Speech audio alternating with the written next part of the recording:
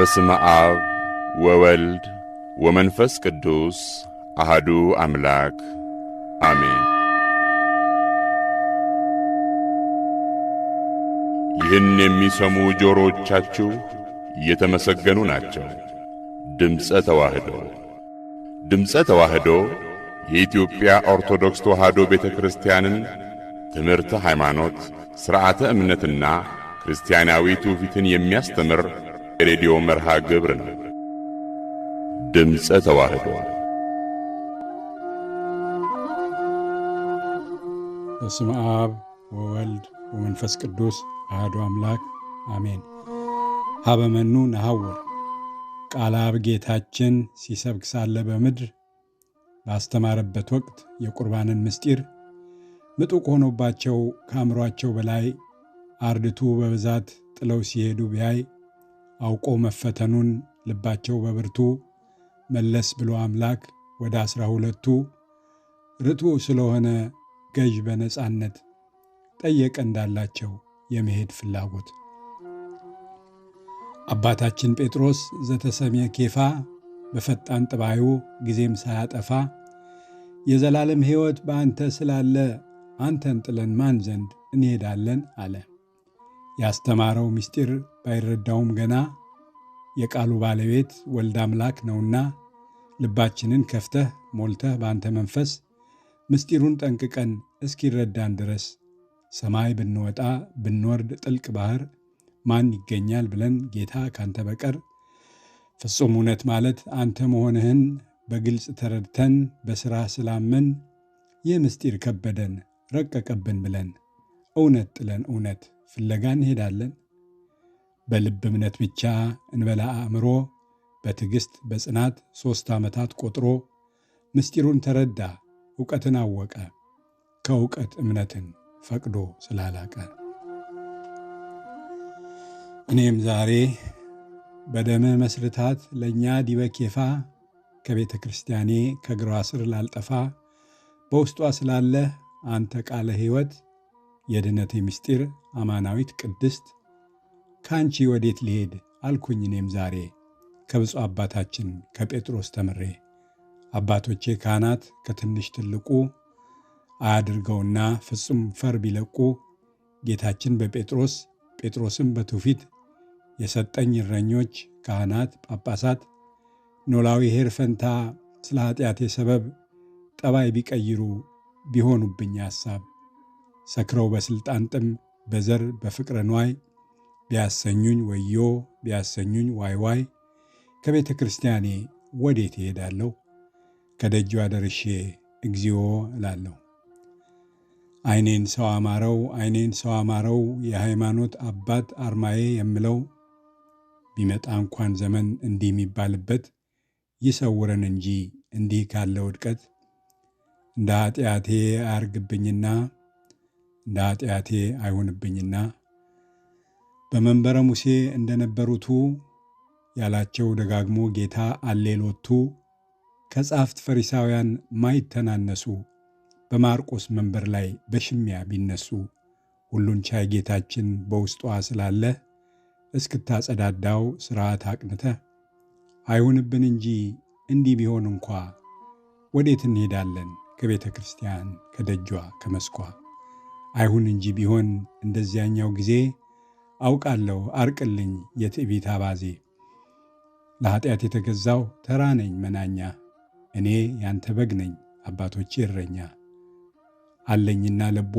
እንዲሁም ነባቢነት ሽቅብ ብናገርም አይሆንብኝ ድፍረት የሚያስብ በግ ነኝ ደግሞም ተናጋሪ የሾምካቸው እረኞች እንዲሆኑኝ መሪ ከፊት እየመሩ በጎች ተከትለን ዱካቸውን አሽትተን ድምፃቸውን ሰምተን በመመራት ፈንታ ወደንና ፈቅደን ከኋላችን ሆነው ባለንጋ አይንዱን። መምራት ሳይሆን መንዳት ከሆነ ነገሩ የሚከተሉት አጥተው በጎች ቢማረሩ አያርግብንና እንዲህ ቢሆንብን ተነድተን ገደል አፋፍ ቆመን ለእናንት ባይታይ ስላላችሁ ከኋላ ገደል ልንወድቅ ነው ተኩላ ልንበላ አሌ ለነ እግዚኦ ይህስ አይሆንብን ተኝተውም እንደው ቀስቅሳ አንቃልን እያልን በመጮህ ሳንል መለስ ቀለስ የእረኞች አለቃ በረድኤት እስክትደርስ ከመጠበቅ ውጪ ሌላ ቤት አንለምድ። ምን መሄጃ ኖሮ ወደ ማንስ ልንሄድ? የዘላለም ሕይወት በውስጥሽ ስላለ ከአንቺ በቀር መሸሻ ምን መሄጃ ሳለ? ወስብሐት ለእግዚአብሔር ወለወላዲቱ ድንግል ወለመስቀሉ ክቡር አሜን። ፍቅረ ጽዮን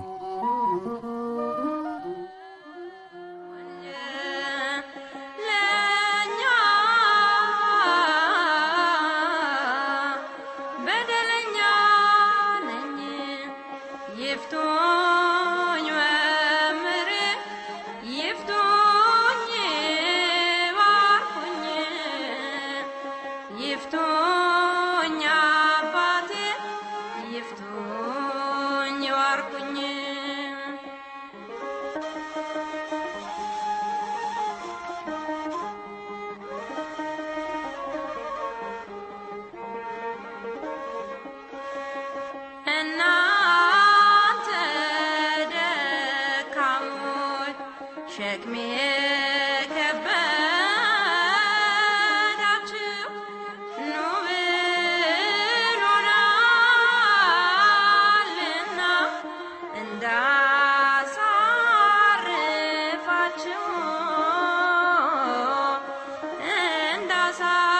እንዳሳርፋችሁ አምላኬ ይቅር ባይ መሆኑን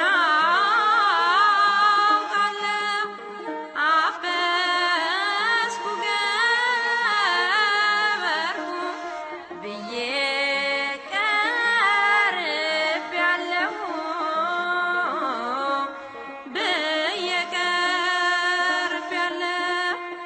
ያለ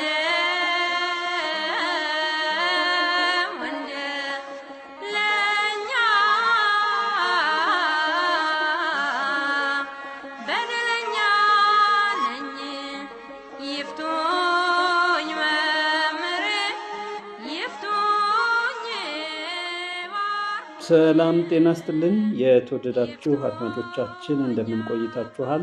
ይህ በኢትዮጵያ ኦርቶዶክስ ተዋሕዶ ቤተክርስቲያን በሰንበት ትምህርት ቤቶች ማደራጃ መምሪያ በማህበረ ቅዱሳን የሚዲያ አገልግሎት ተቋም እየተዘጋጀ ወደ እናንተ የሚደርሰው ሳምንታዊው የድምፀ ተዋሕዶ የሬዲዮ መርሃ ግብራችን ነው።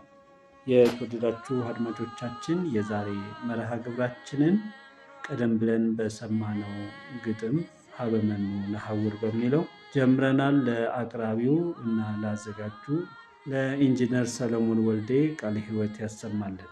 አሜን። ውድ አድማጮቻችን የዛሬ ታኅሳስ 26 የሬዲዮ መርሃ ግብራችንን በመምራትና በማስተዋወቅ አብረናችሁ ቆይታ የምናደርገው ቀሲስ ዮሴፍ ይኩኖ አምላክና እኔም አርሴማዊት ሰይድ በጋራ በመሆን ነው። ከዝግጅቶቻችን ብዙ ቁም ነገር ያለው ትምህርት ታገኛላችሁ። ቆይታችሁን ከኛ ጋር እንድታደርጉ እንጋብዛለን። እሺ አርሴማዊት፣ እንግዲህ ከረጅም ጊዜ በኋላ በድምፀ ተዋሕዶ ሬዲዮ በማስተዋወቅ አገልግሎት ተመልሰሻል። እንኳን በደህና መጣሽ።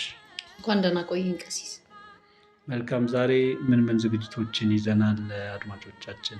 እንግዲህ በመዝሙሩም በግጥሙም በርካታ ትምህርት የሚያገኙባቸውን ዝግጅቶች አጠናቀን ነው የመጣ ነው። በዛውም ደግሞ ሳምንቱ ኖላዊ ነው። ከዚሁ ጋር ተያይዞ እንግዲህ የኖሎት አስፈላጊነት በሚል አንዳንድ ውይይቶችን እያደረግን ከአድማጮቻችን ጋር ቆይታ እናደርጋለን። መልካም። እንግዲህ ቀሲስ ሳምንቱ ኖላዊ ነው። ከዚሁ ጋር ተያይዞ እንግዲህ የበዓል መዳረሻ ዝግጅታችንም ነው እና አንዳንድ ጉዳዮችን ብናነሳ ብያሰብኩኝና ግብረ ኖሎት እንደው በቅድስት ቤተክርስቲያናችን አስተምሮ እንዴት ይታያል የሚለውን እናንሳ እስኪ። መልካም፣ ጥሩ ጥያቄ ነው። እንግዲህ ኖሎት የሚለው ኖላዊ ትርጉሙ እንግዲህ ኖለ ጠበቀ፣ ጠባቂ ስፋት ካየ ነው የመጠበቅ የእረኛ የመሆን የማሰማራት የመንከባከብን ተግባር የሚይዝ ነው። ይሄ እንግዲህ በተለይ በገጠሩ የኢትዮጵያ ክፍል በሌላውም ዓለም በገጠሩ ከብቶችን በሚያረቡ ማህበረሰቦች ዘንድ እንደሚታወቀው ከብቶችን ግጦሽ ከሚሰማሩበት ቦታ መውሰድ፣ ውሃ ማጠጣት፣ ሳር እንዲግጡ ማድረግ፣ ከአራዊት ደግሞ በዛ ሰዓት የመከላከል የመጠበቅ ኃላፊነት ይኖራል። ይሄ ለእረኞች የሚሰጥ ተግባር ነው።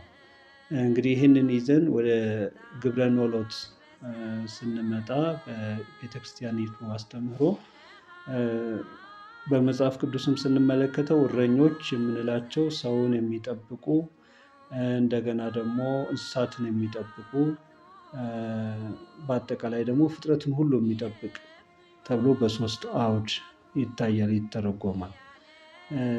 ፍጥረትን ሁሉ የሚጠብቅ እግዚአብሔር ነው። ክቡር ዳዊት በዚህ ነገር ሲናገር እግዚአብሔር እረኛዬ ነው የሚያሳጣኝም የለም ብሎ ተናግሯል። በነጠላ ቁጥር አንጻር ቢናገረውም ተግባሩ እግዚአብሔር ለሁሉ እረኛ መሆኑን የሚያሳይ ነው። እግዚአብሔር እረኛዬ ነው ሲል እግዚአብሔር እረኛችን ነው ተብሎ ይተረጎማል ማለት ነው። ራሱም አምላካችን ኢየሱስ ክርስቶስ በአጭር ቁመት በጠባብ ደረት ተወስኖ በዚህ ዓለም በመጣበት ሰዓት እውነተኛ የበጎች እረኛ እኔ ነኝ ብሎ ተናግሯል። ስለዚህ የበጎች ብሎ መናገሩ ለአንድ ለሁለት ወገን ወይም ማህበረሰብ አለመምጣቱን ለሁሉም በጎች ተብለው ለሚጠሩ ምዕመናን ሁሉ ጠባቂያቸው እንደሆነ ተናግሯል። ስለዚህ ጠባቂ ብለን ስንል በቤተክርስቲያኒቱ አስተምህሮ በመጀመሪያ የምናገኘው እግዚአብሔርን ነው። እግዚአብሔር ማንን ይጠብቃል ብለን ስንል ደግሞ ፍጥረታትን በሙሉ የሚጠብቅ የሚያሰማራ ነው። ነፍሴን መለሳት ስለስሙም በጽድቅ መንገድ መራኝ እያለ የእግዚአብሔርን ጠባቂነት፣ አሰማሪነት፣ መጋቢነት፣ ተከላካይነት ከአራዊት ከአጋንንት ንክሻ የሚጠብቅ መሆኑን ተናግሯል። በሁለተኛ ደረጃ ጠባቂዎች የሚባሉ ኖሎት የሚባሉ ካህናት ናቸው። መላእክትን ሳንረሳ መላእክትንም ልናነሳ እንችላለን። ግን ካህናትን በዚህ ሰሞን በተለይ በስፋት ትምህርቱ ሲሰጥ ከክርስቶስ እረኝነት ጋር አደራ ጠብቅ እያለ ለቅዱስ ጴጥሮስ የመስጠቱን የማሰማራቱን ነገር አሰማሪው እረኛ የመስጠቱን የማሰማራቱን ነገር የምንረዳበት አውድ ስላለ ከዛ አንጻር ካህናት እረኞች ናቸው እና እረኝነታቸውን ሌላው መንጋ ሌላው ማህበረሰብ ማለት ነው እንደ በግ የሚጠራው ምዕመነ ክርስቶስ የክርስቶስ አማኒ ህዝበ ክርስቲያን በሙሉ እንዲያከብር፣ እንዲያውቅ፣ እንዲጠብቅ ለማድረግ የመለከቱን ድምፅ ጠብቁ የመለከቱን ድምፅ አድምጡ ብዬ ጠባቆችን ሾምኩባቸው ብሎ ተናግሯል። ጠባቂዎች የተባሉ እረኞች ካህናት ናቸው። የመለከት ድምፅ የተባለ ስልጣነ ክህነታቸው ነው። ስለዚህ በካህናት በስልጣነ ክህነት ምዕመናን ይጠበቃሉ ማለት ነው። ሁለተኛው የመጠበቅ ተግባር ወይም የጠባቂነት ስራ የተሰጠው ለካህናት ነው። ሶስተኛው የሚጠበቁ ደግሞ እንስሳት ናቸው። እንስሳትን የሚያሰማሩ ያው ሰዎች ናቸው። ክህነት ያለውም የሌለውም ሊሆን ይችላል። በተለይ በገጠር አካባቢ የሚወለዱ ልጆች ከልጅነታቸው ጀምሮ የሚለምዱት እየተለማመዱት የሚያደርጉት ስራ ቢኖር የእረኝነት ስራ ነው እና ወደ ቤተክርስቲያኒቱ አስተምህሮ ስበን ስናመጣው ይህንን ግብረ ኖሎትን ካህናት ምዕመናንን በመምህረ ንስሐነት ወይም አበነፍስ ብለን በተለምዶ በምንጠራው በዛ ማዕረግና ኃላፊነት ምዕመናንን የመጠበቅ የማሰማራት ተግባርና ኃላፊነት አለባቸው። የቤተክርስቲያኒቱ ማዕከላዊ አስተምህሮና ስርዓትም ይህንን ይጠነቅቃል። ምን ማለት ነው? ምዕመናን እንግዲህ ሀብተ ውልድና ስመ ክርስትና ካገኙባት ሰዓት ጀምሮ በአጋንንት የበቀል ዓይን ውስጥ ይታያሉ። አጋንንት ባለቃቸው በዲያብሎስ እየተመሩ ምዕመናነ ክርስቶስን ከመሰማሪያቸው ቤተክርስቲያን የመነጠል ኃላፊነት ወስደው እንደ ተግባር እንደ ተልእኮ ይንቀሳቀሳሉ። ስለዚህ በተቃራኒው ደግሞ እግዚአብሔር እንደራሴ ብሎ የሰየማቸው ካህናት ህዝቡን እንዲጠብቁ ከአጋንንት የቅሰጣ ትምህርት ወይም ደግሞ የክፋት ትምህርት ወይም የምንፍቅና ተግባር እንዲጠብቁ በጸናች ርትዕት ሃይማኖት አስተምህሮና ስርዓት ውስጥ እንዲገኙ የማትጋት የመከታተል ኃላፊነት አለባቸው ማለት ነው። ከዚህ አንጻር ትምህርተ ኖሎት በኢትዮጵያ ቤተክርስቲያን ውስጥ ሰፊውን ተግባር በነገረ ድነት ውስጥም ትልቁን ምዕራፍ ይዞ የሚገኝ ተግባር ሆኖ እናገኘዋለን። በካህናት ጥበቃ ውስጥ ማደር ይኖራል፣ ያስፈልጋል። ይህ ደግሞ እግዚአብሔር አምላካችን ቅድም በጠቀስነው የመጽሐፍ ቅዱስ ክፍል በትንቢተ ኤርምያስ ምዕራፍ 6 ላይ የተቀመጠው ማለት ነው። የመለከቱን ድምፅ አድምጡ ብዬ ጠባቆችን ሾምኩባቸው ብሎ ከተናገረው ጋር እጅጉን የሚያያዝ ነው እና እንግዲህ በአጠቃላይ ስለ ግብረ ኖሎት ስናነሳ በተወሰነ መልኩ እኒህን ጉዳዮች መርሳት አይቻለንም ማለት ነው። ቃለ ሕይወትን ያሰማልን። ቀሲስ ስላደረጉልን ማብራሪያ እጅግ በጣም አድርገን እያመሰገንን አድማጮቻችን ወደ አቋረጥነው መዝሙር ተመልሰን መዝሙር ከሰማን በኋላ ከመዝሙሩ መጠናቀቅ ተከትሎ አድማጮቻችን መጣጥፍ ወደ እናንተ የምናደርስ ነው የሚሆነው። መጣጥፉን የሚያቀርቡልን ወንድማችን ዲያቆን ኤርሚያስ ደባሱና እህታችን ሄርሜላ ይሆናሉ። ተከታትለን ተመልሰን እንገናኛለን። መልካም ቆይታ።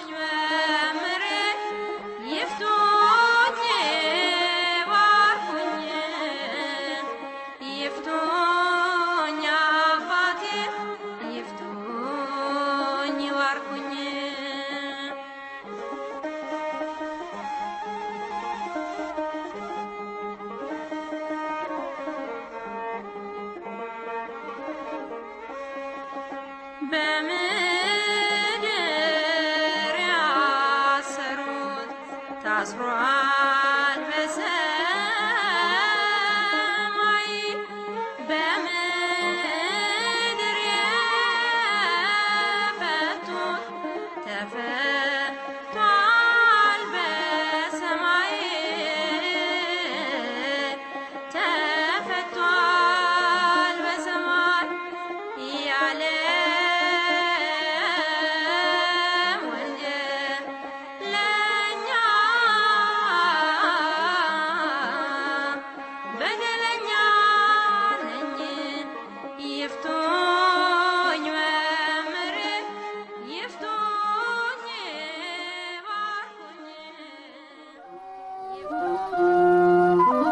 ኖላዊ ማለት እንደ ቤተ ክርስቲያን አፈታት ኖሎ ጠበቀ፣ አሰማራ ከሚለው የግዕዝ ቃል የተገኘ ሲሆን ኖላዊ በነጠላ እረኛ መሪ ማለት ነው። ኖሎት የተሾመላቸው ጠባቂዎቹም አባግዕ ይባላሉ። መሰረተ ቃሉም በግዖት ከሚለው ከግዕዝ ቃል የተገኘ ሲሆን መንጋጋት ወደ ወሰዱት መነዳትን ያመለክታል። ለምስጢሩ ግን እንደ ይስሐቅና ዮሴፍ ልጅ ታዛዥነትን፣ በጎነትን፣ ቅንነትን ያመለክታል። በነጠላ በግዕ የልዑለ ባህሪ አምላክ የክርስቶስና የእውነተኛ ክርስቲያን ምሳሌ ነው። ሊቁ ቅዱስ ያሬድ በተለየ አካሉ የወረደ የእግዚአብሔር ቃሉና ልጁ ወደዚህ ዓለም የመጣ እረኛ ነው። ክርስቶስ የሰንበት ጌታ ነውና አባት ልጁን በቀኝ ተቀመጥ አለው በማለት ገልጾታል። በአብና በወልድ ቀኝና ግራ ኖሯቸው ሳይሆን ቀኝ የክብር መገለጫ ስለሆነ በክብር አንድ መሆናቸውን ለመናገር ነው። ስለ ኖላዊነት ሲነገር ስለ አባግዕ መነገሩ የግድ ነው። ምክንያቱም በግ ከሌለ እረኛ አይኖርምና። ዳግመኛም ስለ በጎች ስንናገር 3 አካላትን እናነሳለን። ይኸውም በጎች በሚለው 3 አካላት ይጠሩበታልና። የመጀመሪያው ሰማያውያን አካል የሆኑ ቅዱሳን መላእክት ተጠርተውበታል። የማቴዎስ ወንጌል ምዕራፍ 18 ቁጥር 12፣ የሉቃስ ወንጌል ምዕራፍ 15 ቁጥር 19። ሁለተኛ የሰው ልጅ ይጠራበታል። የዮሐንስ ወንጌል ምዕራፍ 21 ቁጥር 15። ሶስተኛ ለሰው ልጆች ደህንነትና ክብር ሲል መስዋዕት ለመሆን ወደዚህ ዓለም የመጣው ወልደ እግዚአብሔር ክርስቶስ ይጠራበታል። የዮሐንስ ወንጌል ምዕራፍ 1 ቁጥር 29። ኖሎት የሚለው ቃል የአባቶቻችን ካህናት አንዱ ስያሜያቸው መሆኑንም እንረዳለን። ኖሎት የሚለው ስያሜም ለሁለት አብይ ዘመን ከፍለን እናየዋለን። ኖሎት በብሉይ ኪዳን በዘመነ ብሉይ ኖሎት የሚባሉት ነገስታት፣ ነቢያትና ካህናት ሲሆኑ አባግዕ የሚባሉት ደግሞ መላው ህዝቡ ናቸው።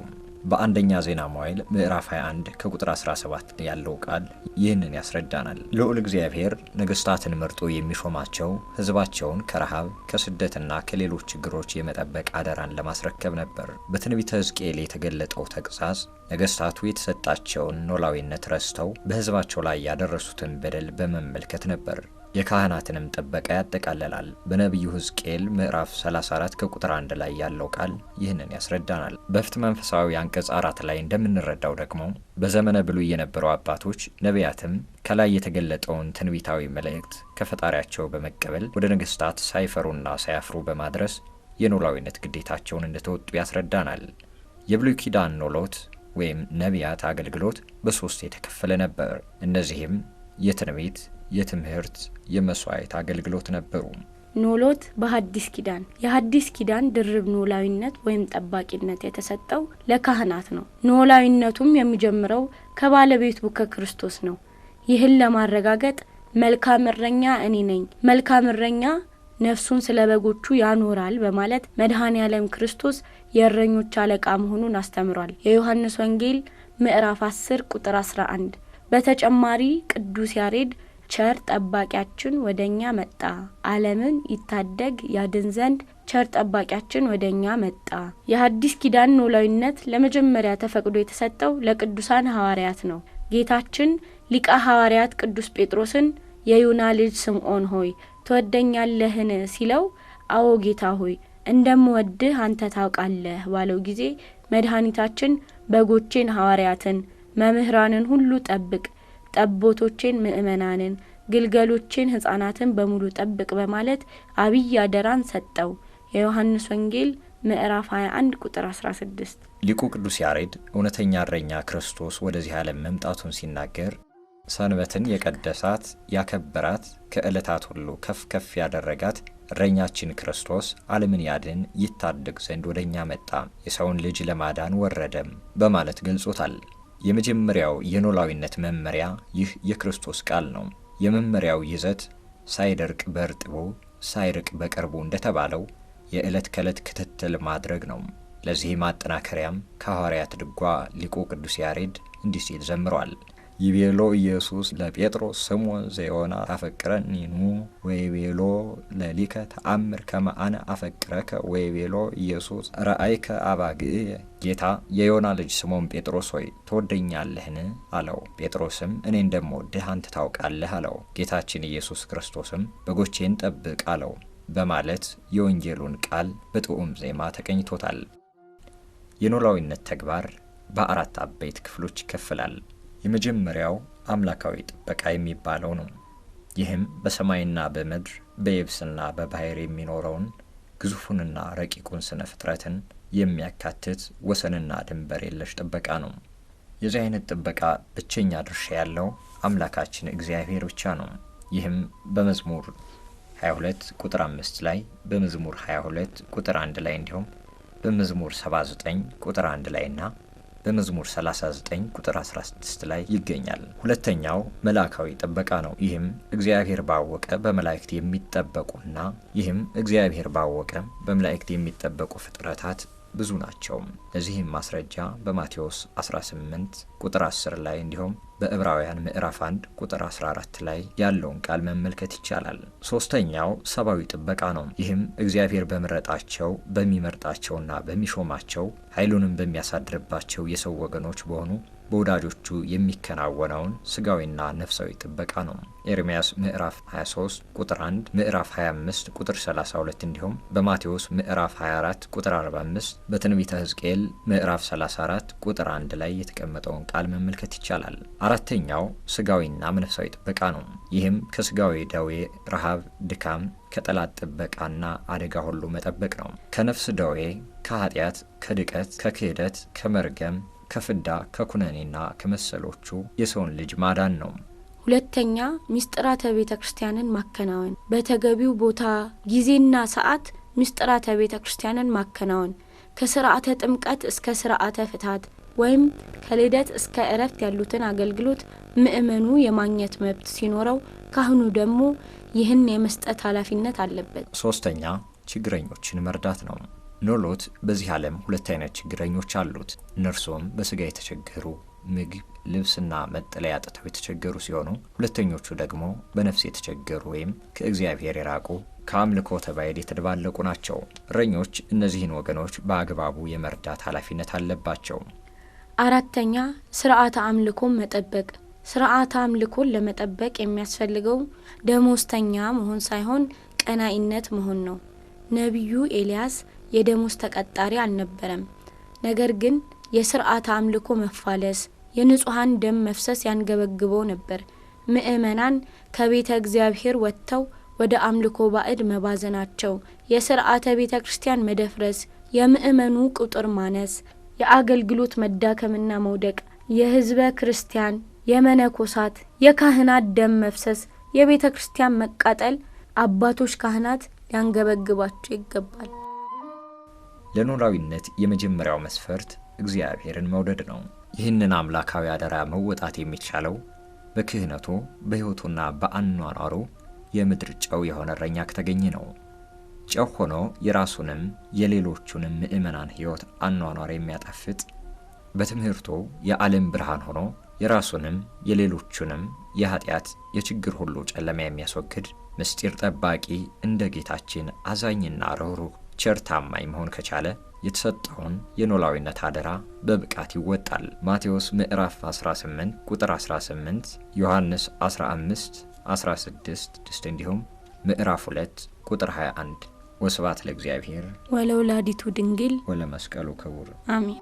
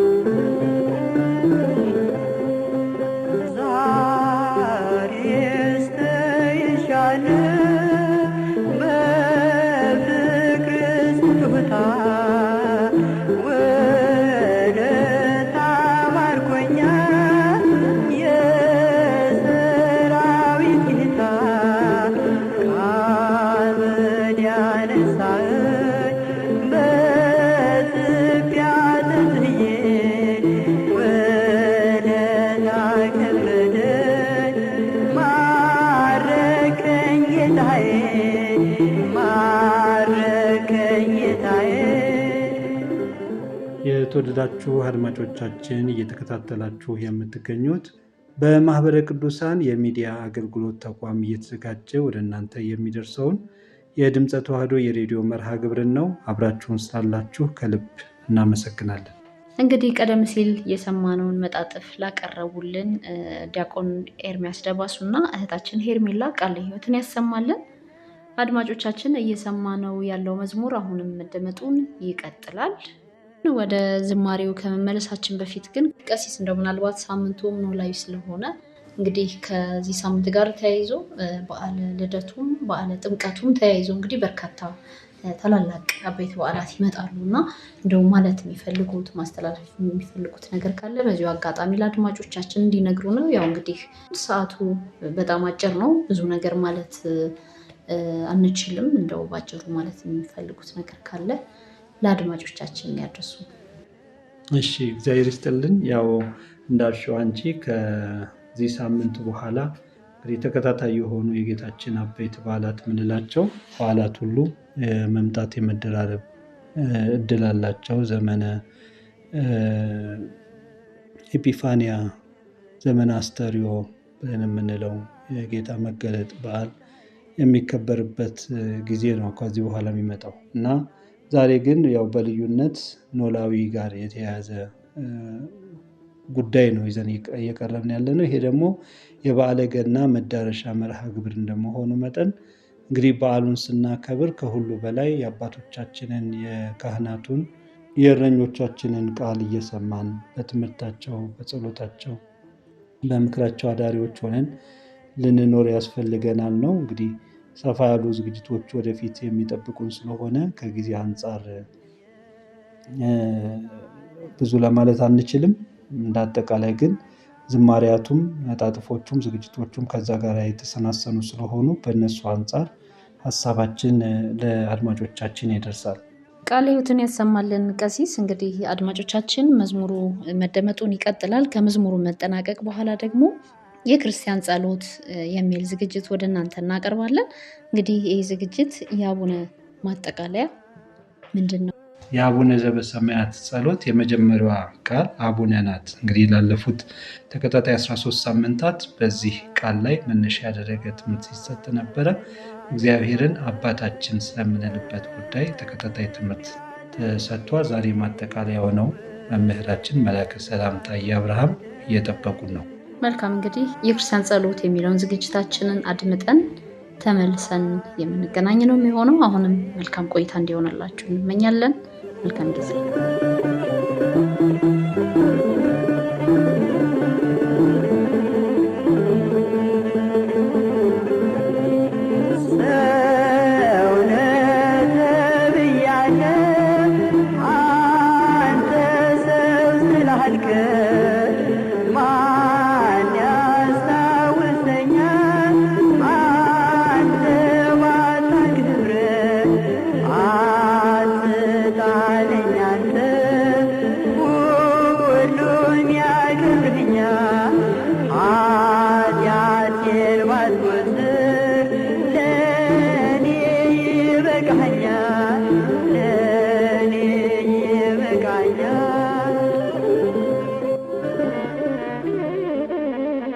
የክርስቲያን ጸሎት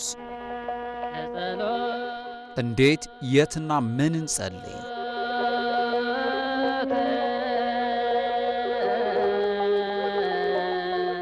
በኦርቶዶክሳዊት ተዋሕዶ ቤተክርስቲያን አስተምሮ የጸሎት ምንነት፣ አይነትና አፈጻጸሙን እንዲሁም በጸሎተ አቡነ ዘበሰማያት የተካተቱ ጉዳዮች በዝርዝር ይቃኛሉ።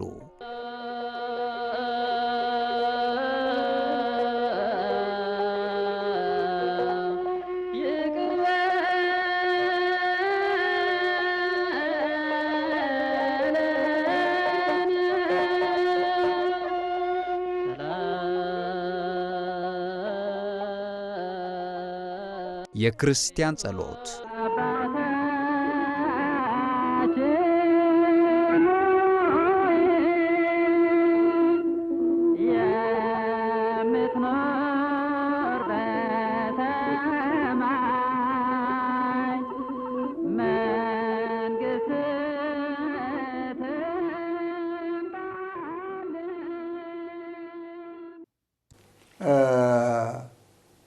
ጥምቀተ ክርስትና ያለን ሰዎች በስሙ ያመንን የተጠመቅን ያው ሀብተው ውልድና ስላለን የልጅነት ጸጋ ስለተሰጠን ልጅ አባቱን ደፍሮ አባባ አባዬ ብሎ እንደሚለምነው እንድንለምን ሳንሸማቀቅ አንገታችን ቀና አድርገን በሩን ከፍቶልናልና መጠቀም ነው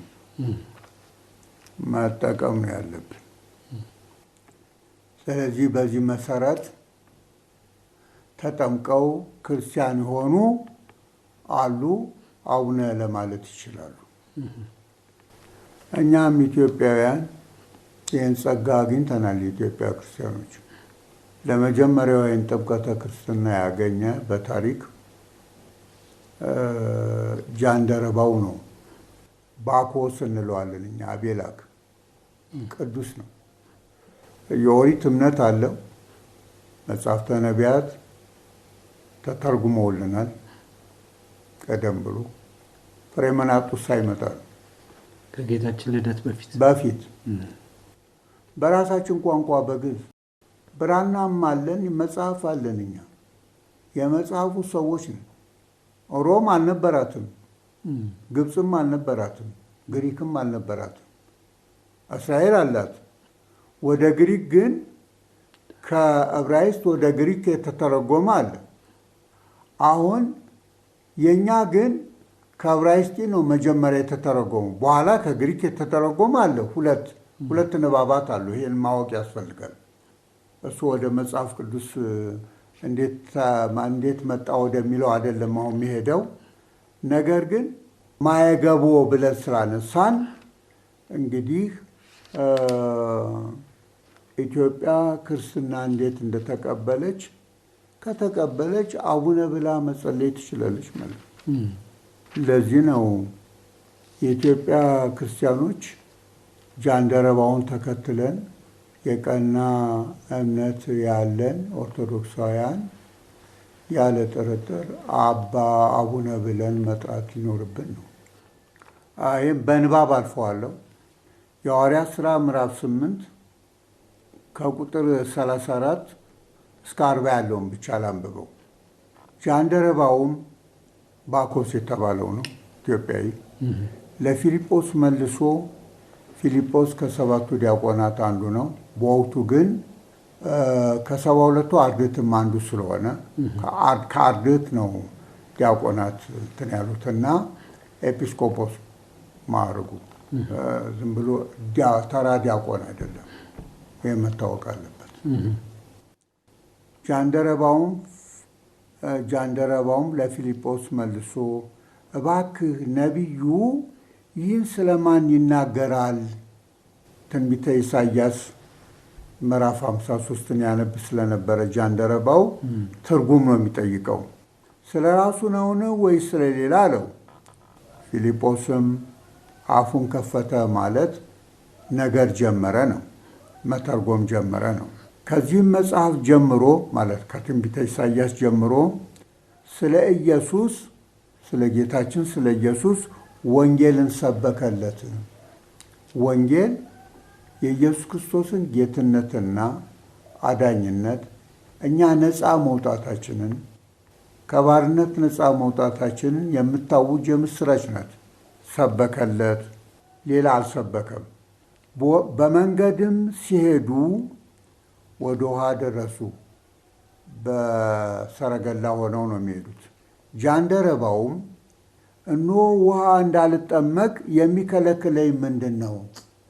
ትምህርቱን ተምሬያለሁ የሃይማኖቱ፣ አሁን እንዳልጠመቅ የሚከለክለኝ ምንድን ነው ብሎ ይጠይቃል።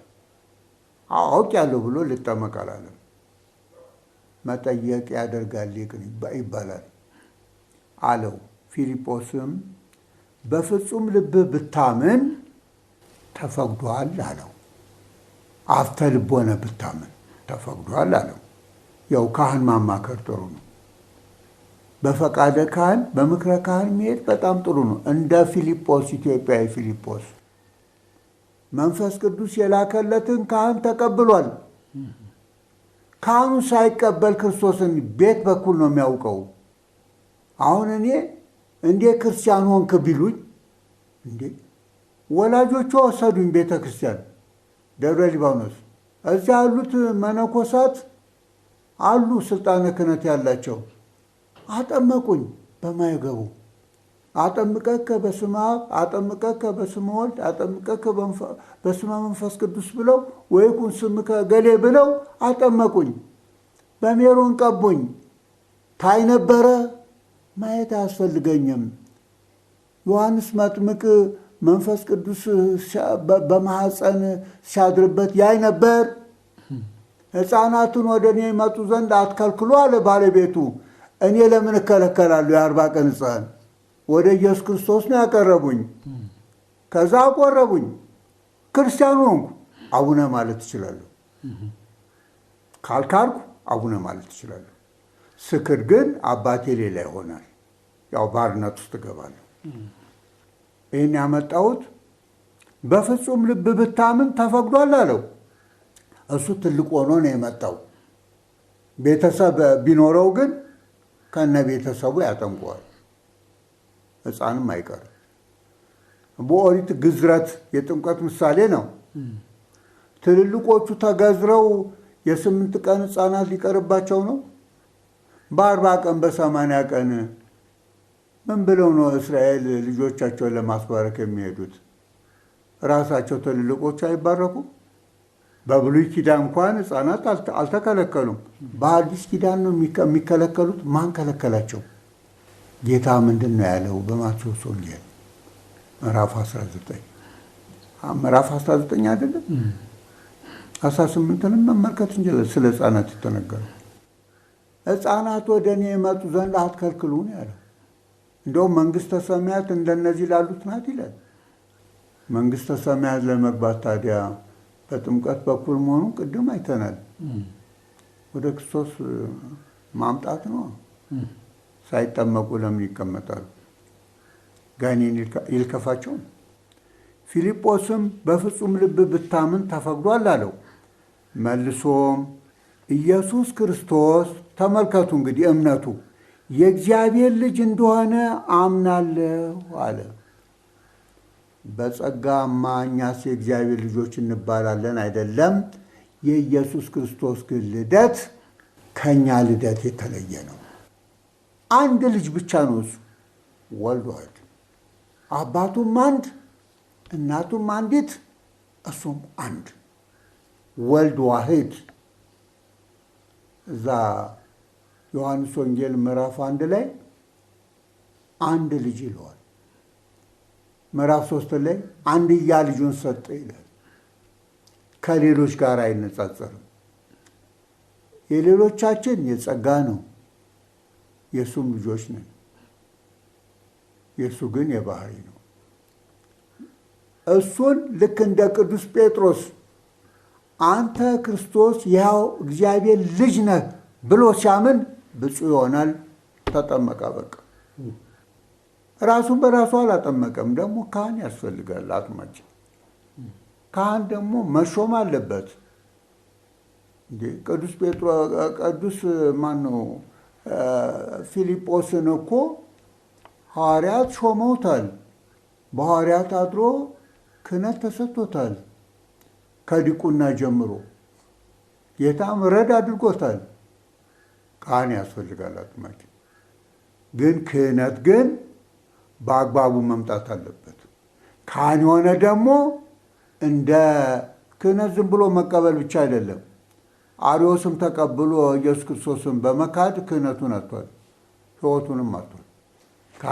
ካህን የሚባለውም ጭምር ትክክለኛ ካህን መሆን አለበት። መናፍቅ ከሆነ አይሆንማ። እንደ ሲሞን ምናልባት በሌላ ገንዘብ ሰጥቶም የተሾመ ካለ ዋጋ የለውም። እዚህ ላይ እንግዲህ በዚህ የተሾሙ ካሉ ሊናደዱ ይችላሉ። ለምን አይጨሱም? እኔም እኮ እየተናደርኩ ነኝ ያለሁት። አንተ ክፉ ሰው ነህ ብትሉኝ ምን ክፉ ሆንኩ? አርዮስ ይወዳል እንዴ? ሲሞን ይወዳል እንዴ? በገንዘብ ክህነት ለማግኘት አይቻልም። እሱ አይደለ መጀመሪያ መናፍቅ ሆኖ በቤተ ክርስቲያን ላይ የዘመተ። ዛሬም እነዛ ናቸው እኮ በቤተ ክርስቲያን ላይ የሚዘምቱት። ከውስጥም ከውጭም አሉ ተደብቀው። እግዚአብሔር ግን ያውቋል፣ ያጋልጣል። ይሄ ደግሞ ምስክርነት። ዝም ብሎ አሸር ባሸር ትምህርት የለም። ክቡራን እየተባባል እየተወዳደስ ገደል አንገባም። ኢየሱስ ክርስቶስ የእግዚአብሔር ልጅ እንደሆነ አምናለሁ አለ። ሰረገላውም ይቆም ዘንድ አዘዘ። ፊልጶስና ጃንደረባው ሁለቱም ወደ ውሃ ወረዱ። ጌታ ወደ ዮርዳኖስ ወርዶ አሳይቷል። እሱ ልጅነት ለማግኘት አይደለም፣ ጥምቀታችን ለመባረክ ነፃነታችንን ለማወጅ ነው። ነፃነት በጥምቀት ከሰይጣን ባርነት ነፃ ሊያወጣል ነው። ሰይጣን የቀበረው ሟርት ለማጥፋት የዕዳ ደብዳቤያችንን ለመግደል ነው። ሁለቱም ወረዱ፣ ወደ ውሃ ወረዱ። አጥማቂም ተጠማቂም ያን ውሃ ወደ ማየገቦ ይለውጣል። ካህኑ ለዚህ ነው ያስፈልገው። እንግዲህ ዝም ብሎ በአብ በወልድ በመንፈስ ቅዱስ ስም አጥምቆ አይደለም ያለው። ያን ስርዓቱን ይጠብቃል። መጽሐፍ ክርስትና አለ። እሱን ይጸልይና ይባርካል። አጠመቀውም። ዝም ብሎ በባዶ ውሃ አይደለም ያጠመቀው። እሱ ሰማንስ ዋናተኛ ይጠመቃል አይደለም? ክርስቲያን ሊሆን ነው? በውሃ የታጠበ ሁሉ ክርስቲያን ይሆናል? አይሆንም። ከውሃውም ከወጡ በኋላ የጌታ መንፈስ ማለት መንፈስ ቅዱስ የአብ መንፈስም ነው፣ የኢየሱስ ክርስቶስ መንፈስም ነው። የባሪያዎታቸው የጌታ መንፈስ ማለት መንፈስ ቅዱስ ፊልጶስን ነጠቀው ማለት ልክ በደመና ተነጥቆ ተሰውሮ ሄደ። ለካ የበቃውን ያጠመቀኝ እንዲል ነው። ምክንያቱም በኦሪት ያውቃል ኤልያስ ተነጥቆ እንደሄደ። ወይ ግሩም እንዴት ነው የሚወደኝ እንዲል ነው። ነጠቀው። ጃንደረባው ሁለተኛ አላየው። አንድ ጊዜ አይቶታል፣ ይበቀዋል። ደስ ብሎትም መንገዱን ይሄድ ነበርና ወደ ኢትዮጵያ ነው የሚመጣው። ፊልጶስ ግን በአዛጦን ተገኘ ነው። እንግዲህ ቅዱስ ሉቃስ ነው የጻፈው። ወደ ቂሳሪያም እስኪመጣ ድረስ እየዞረ በከተማዎች ሁሉ ወንጌልን ይሰብክ ነበር። ወንጌል በበቃው ነው የተሰበከችው። ያልበቃ ነው ደግሞ የበቁት አምላክ እባክህ ወንጌልህን አስተምረንና አይነ ስውሮች ስለሆን ግለጽልን ብለን መለመን አለብን እንጂ በድፍረት ልክ እንደ ዲስኩር ተናጋሪ እየተወዘወዝ በስጋዊ እንቅስቃሴ በሳይኮሎጂ በመንፈስ ቅዱስ ፈንታ የኛ እንቅስቃሴ ሰዎችን ክርስቲያን ያደርጋል ብለን ብንንቀሳቀስ እንኳን ሌላውን ክርስቲያን ልናደርግ ራሳችን ክርስቲያን አንሆንም። እንደዚህ ብጥ ያሉትም መጠንቀቅ አለብን ማለት ነው። በፈሪሃ እግዚአብሔር ሆነን መድረኩ የቅዱሳን መድረክ ነው። የቅዱሳን ሊቃውንት መድረክ ነው። የነ ቅዱስ ዮሐንስ አፈወርቅ፣ የነ ቅዱስ ቄርሎስ፣ የነ ቅዱስ አትናቴዎስ፣ የነ አቡነ ተክለ ሃይማኖት፣ የነ አቡነ ገብረ መንፈስ ቅዱስ መድረክ ነው። የሐዋርያት መድረክ ነው። በፍጻሜ ዘመን ያለ ነው። በአውደ ምሕረት በአትሮንሱ አጠገብ እንድቆም ካደረግከን አምላካችን የኃጢአታችን ስርየት እየሰጠህን አይናችንም እንዲበራ አድርገህ ልጆችህን አይነ ስውር ማብራት ትችላለህ። በትህትና ዝቅ ብለን እንደ ሕፃን ሆነን ለበጎችህ አስፈላጊውን ነገር እንድናቀርብ እርዳን እያል በተሰበረ ሕሊና እግዚአብሔርን በመፍራት ነው ማገልገል ያለብን። ለዚህም ያብቃን። ደፋሮች ከመሆን ያድነን። የተቀደሰ ግን ድፍረት አለ። በሃይማኖት መሽኮርመም የለም። ይሄ ኮምፕሮማይዝ የሚሉት አለ። እዚህ ማቻቻል አይባልም። እዛ ላይ አይመጣም፣ አይሆንም። ብርሃንን ከጨለማ ጨለማን ከብርሃን ጋር አንድ ማድረግ እንደማይቻል ቤልሆርን ሰይጣንን ከክርስቶስ ክርስቶስ ከቤልሆር ጋር አንድ ማድረግ እንደማይቻል ሃይማኖት አንድ ናት።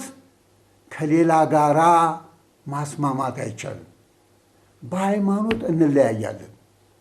ከዚህ በፊት አያደርጉ በነበረበት ማውቀው ነገር አለ። ሃይማኖት አይለየንም የሚል ነገር አመጣና ስብሰባ እዛ ብዙዎቹ እንዲሰበሰቡ ተደረገ። ወኪል ከክርስትናው ከእስልምናው ከፕሮቴስታንቱም ከምኑም ሰበሰበ። ሶማሌ ጦርነት ከፍታ ስለነበር የእኛ ፓትርያርክ አባ ተክለ ሃይማኖትም ነበሩ። አንዱ የለውጥ ሐዋርያ ከኛው ቤት ጽሑፍ ይጽፍና አንብቡ ይላቸዋል። አነበቡ። ካነበቡ በኋላ አጠገባቸው ተቀምጧል። ያቄስ ስላረፈ ነፍሱን ይማረው። መለሱለት። ለሱ የዓይን ምስክር ነኝ እኔ። መለሱለትና ይህን ጽሑፍ ቀሲስ ገሌ ናቸው የሰጡኝ፣ እኔ አላውቀውም አሉ። እንዲህ አለ። በቃ ለቃ እንደው ሊያንቃቸውም ፈለገ እዛ እና ሁለት ነገር መናገር እፈልጋለሁ አሉ። በቃ እንዳይናገሩም ለማድረግ አንቀጠቀጠው። የለውጥ ሐዋርያ ነው።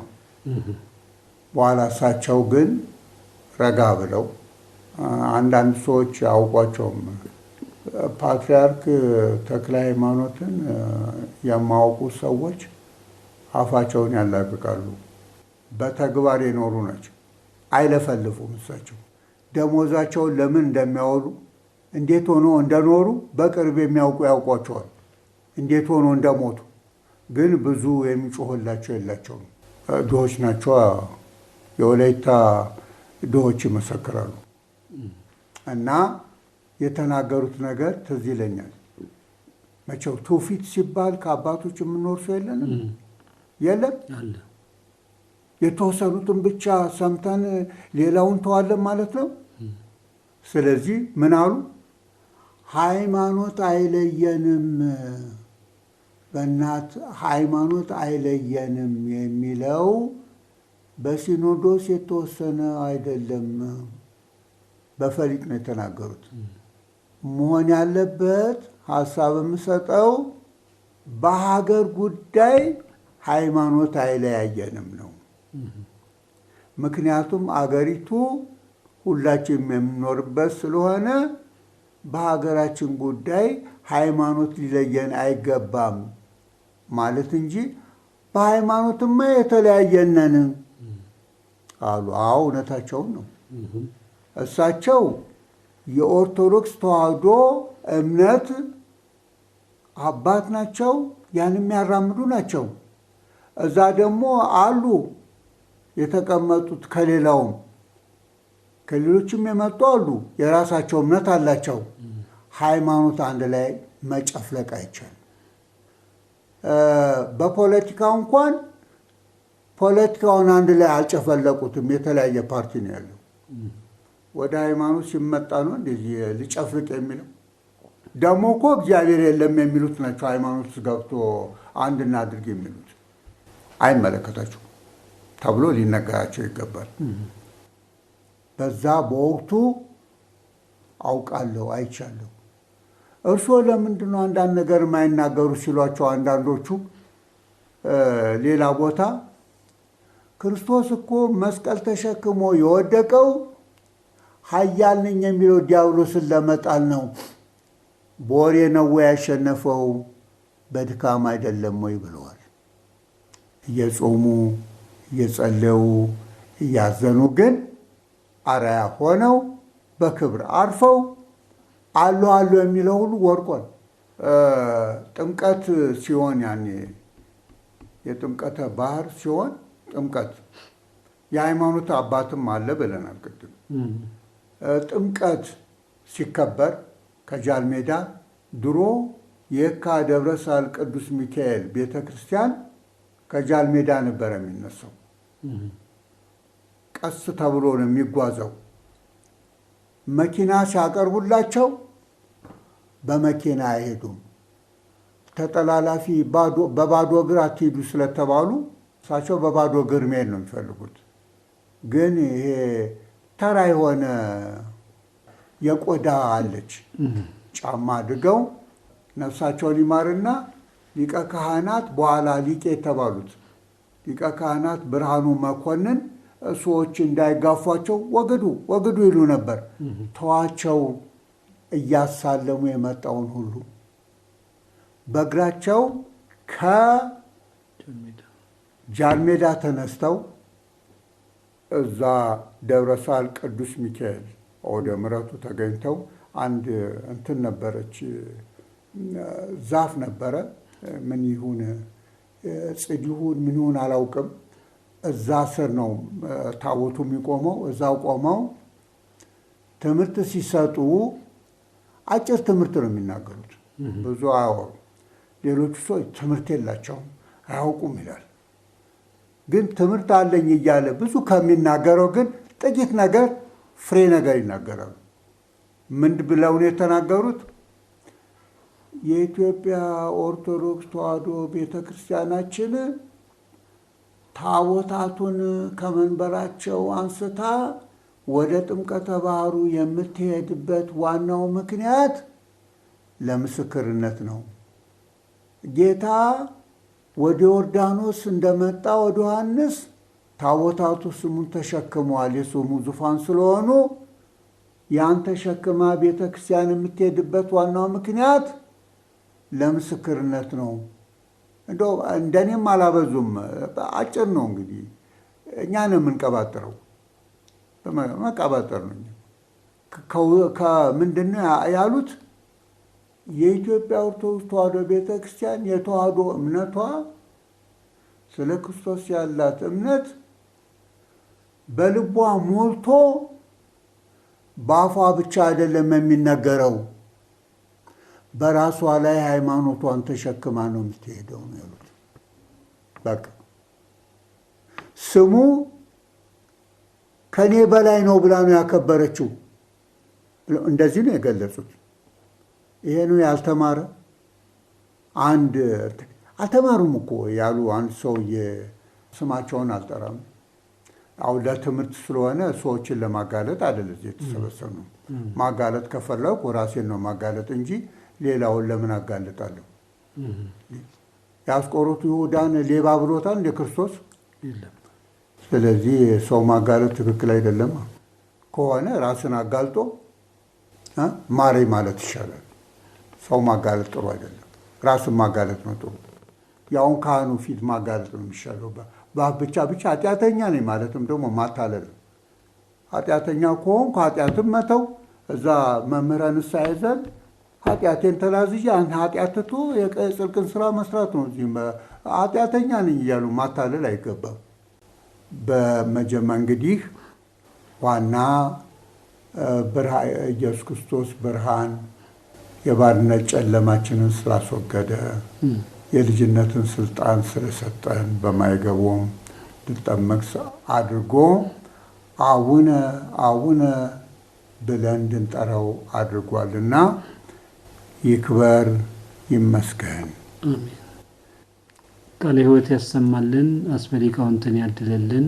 መምህራችን መላከ ሰላም ታዬ አብርሃም። የተወደዳችሁ አድማጮቻችን እንግዲህ ባለፉት ተከታታይ ሳምንታት የጸሎተ አቡነ ዘበሰማያት የመጀመሪያው ቃል የሆነውን አቡነ የሚለውን ቃል መነሻ በማድረግ ላለፉት ተከታታይ ጊዜያት ሲሰጥ የነበረው ትምህርት የተከታተላችሁትን ይመስላል። ከዚህ በማስከተል ደግሞ በቀጣዩ ጊዜ ከዚሁ የሚቀጥለውን ትምህርት የምንከታተል ይሆናል። የክርስቲያን ጸሎት እንዴት፣ የትና ምን እንጸልይ?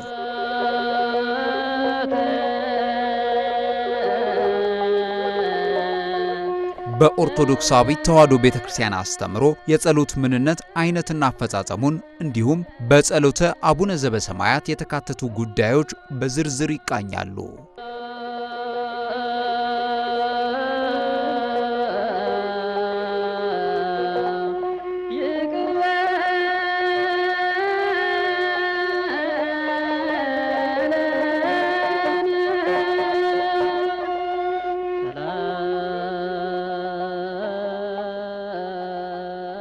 የክርስቲያን ጸሎት